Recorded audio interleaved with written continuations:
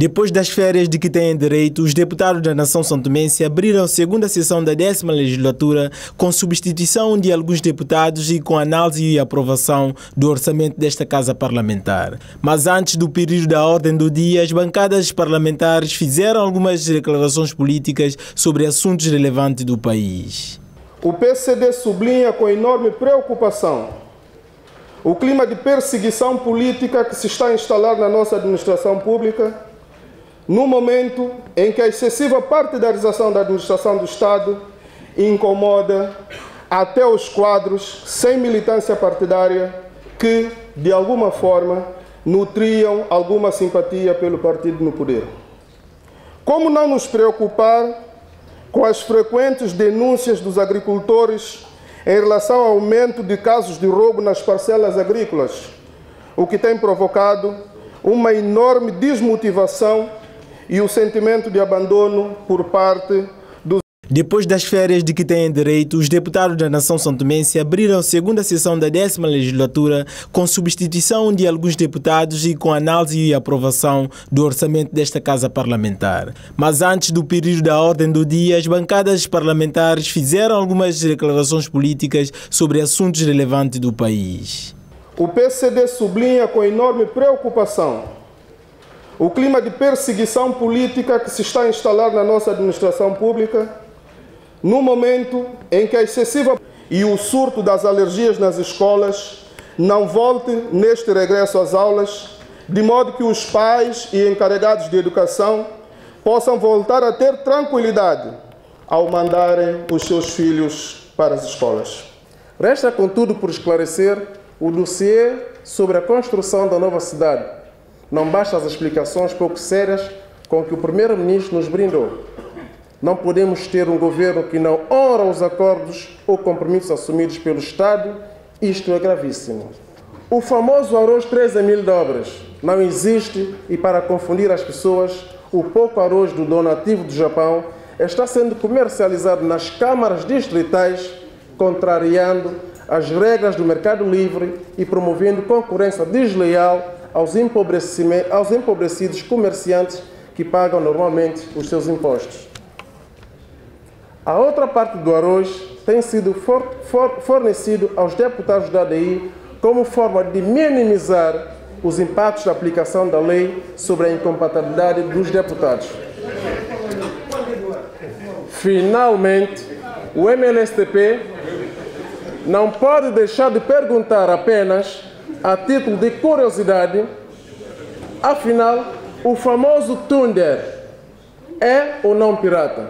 O navio.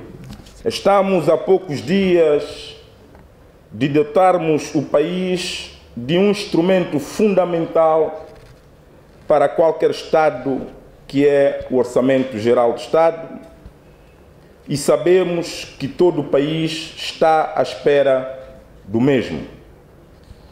Esse atraso previsto e antecipadamente alertado pelo ADI devido ao timing da realização das últimas eleições e por ser um orçamento participativo em que as populações, as comunidades contribuíram com as sugestões das prioridades das suas necessidades, faz com que só agora possamos vir a discutir e aprová-lo.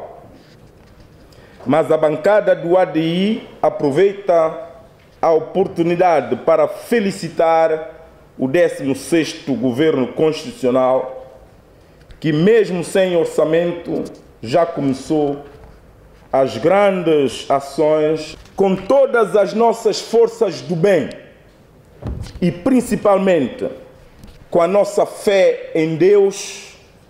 Esse país, esse nosso país irá se erguer, irá se levantar e mostrar ao mundo com a sua pequenez territorial o quão grande ele é.